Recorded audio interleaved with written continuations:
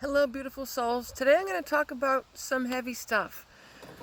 I'm going to talk about people that have experienced trauma, and I'm going to talk about being who you needed to be when you were younger as an adult.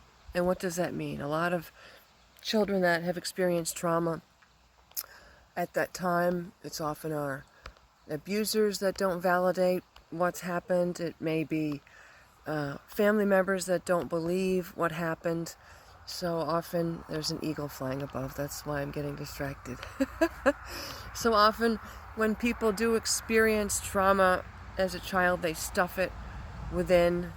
They start to think that there's something wrong with them because they're showing symptoms of the trauma, which might mean acting out, which might mean extreme anxiety, which might mean symptoms of PTSD, which might mean fear of abandonment, which might mean issues with addiction.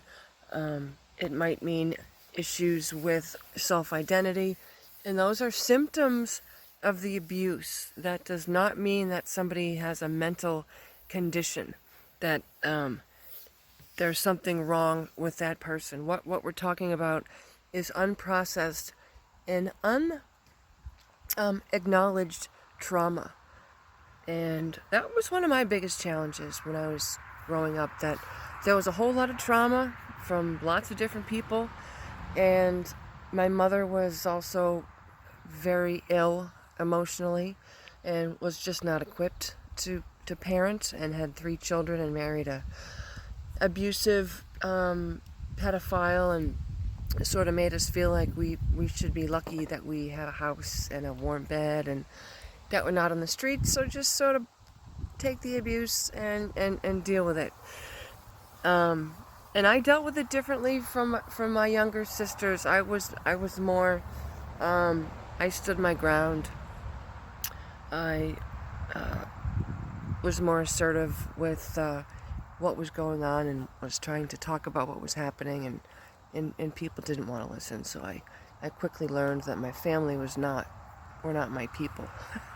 That they were not going to assist me on my healing journey. So I left home at 17 to make my own way, and I floundered for quite some years. So that's why I'm making this video. I want to talk to anybody today that's experienced some childhood trauma, that is struggling with, anxiety, PTSD, depression, lack of self-identity, acting out, all that type of stuff. Those are just symptoms of the abuse.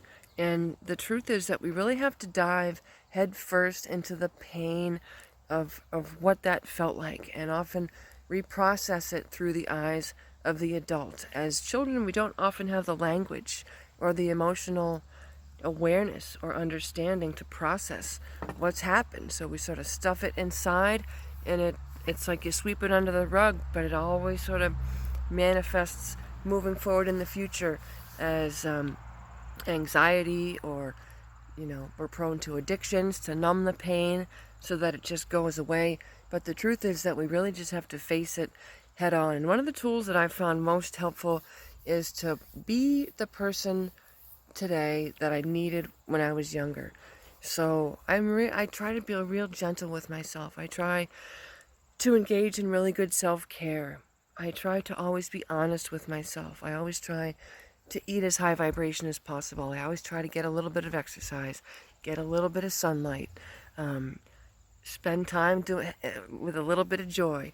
My dogs are my best friends, and I've got Hadley and Pearl just chilling with me. So for me, dogs have also been very healing. Dogs understand. They don't judge. There's no preconceived notions.